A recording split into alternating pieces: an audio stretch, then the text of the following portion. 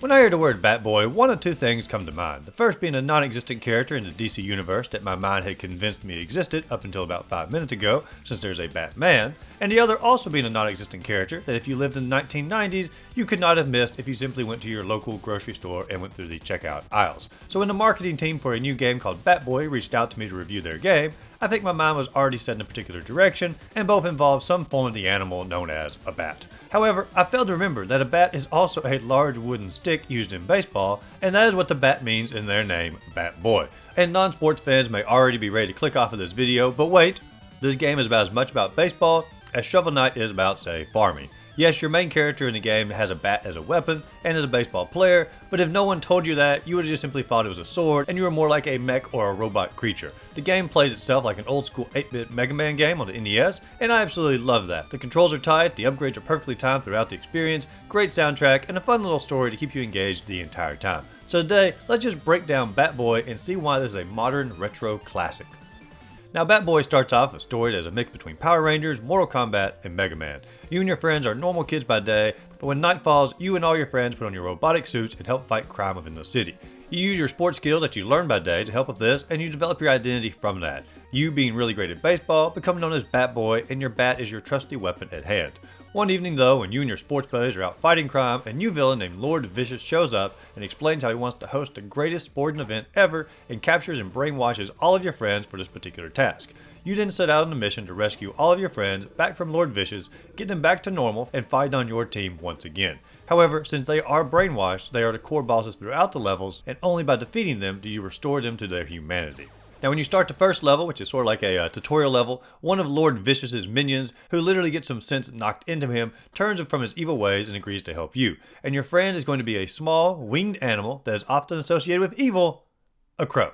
Like, why they didn't let the animal helper just be a bat is beyond me. I mean, Batboy with a bat assistant is the perfect joining of both meanings of the word and a massive missed opportunity in the game. But regardless, off y'all journey on your 8-bit adventure to rescue all of your friends. When you first start playing the game, the controls are very simple. You have a jump button and a slash button or a bat button. You can also hit enemies in midair to bounce off of them and jump a little bit higher that way. The controls are admittedly very basic at the start of the game, but with each friend that you defeat, they teach you a new skill or move that you can do, like air dashes, invincibility shields, sword throws, and way more. In this aspect, it's somewhat like a Mega Man game in that you absorb each of the boss's power, making yourself more and more powerful and are able to maneuver the levels a little bit easier. And speaking of the levels, the worlds leading up to the bosses are all well designed and have a variety of platform mechanics that separate from being just a normal traditional platforming game. And for players who want a deeper dive, there are tons of secrets to find in each level, just simply by hitting walls or running through walls. I mean, there are so many opportunities to just simply find hidden treasure throughout the experience. And the treasure does range from being currency to buying upgrades like health or stamina on the main map stores,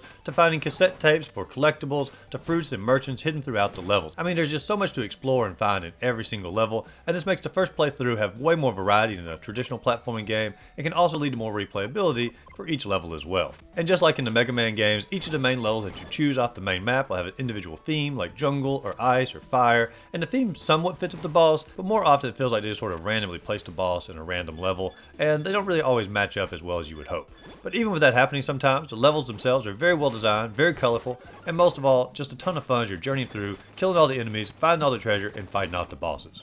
This game also does everything right for the style of adventure to make a retro game feel more modern. You have stores to buy plenty of upgrades on, explanation tutorials for new powers, checkpoints for unlimited lives, a great sense of humor at many times throughout the game, and overall, it just brings a fresh idea and a fresh coat of paint to the retro arena. And while I love the way the game looks and it's genuinely a ton of fun, there are a few glitches that might hinder the experience just a little bit, even if they do appear pretty rarely. One glaring example to me though was about 3 hours in, the game just simply froze completely when I was trying to do a special move against the boss. It was almost like it was more processing than what the game could actually handle. The game stayed frozen for like 30 seconds to a minute, and then randomly started working again out of nowhere. But by that point the boss was just simply taken off the screen completely, leaving me with no way to actually defeat him. Yes, you could try to simply retry the level, but that option wasn't there. It was sort of blocked out, and I'm guessing it's because I was in a boss fight. So I had no other option but just simply to restart the game and lose all of my checkpoints in that level. This isn't a huge deal because the levels are fairly short, but some of the levels are also pretty difficult, so having to do the whole thing over again, it does get a little bit on the annoying side. But it is something that could definitely use a little bit of patching before the final release date.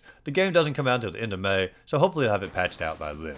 But if you're looking for a new retro style game that will scratch the Mega Man gameplay itch, mixed with a story more aligned with an innocent type Mortal Kombat, then this game is definitely for you. I wasn't informed of the pricing of the game, but I'd say probably in the $10 to $15 range, and you could have a real blast for your money. But if you enjoyed this video, be sure to like and subscribe to the channel, check out my other videos listed up above, and as always, go out there, find a great game to play, and just simply have a great rest of the day.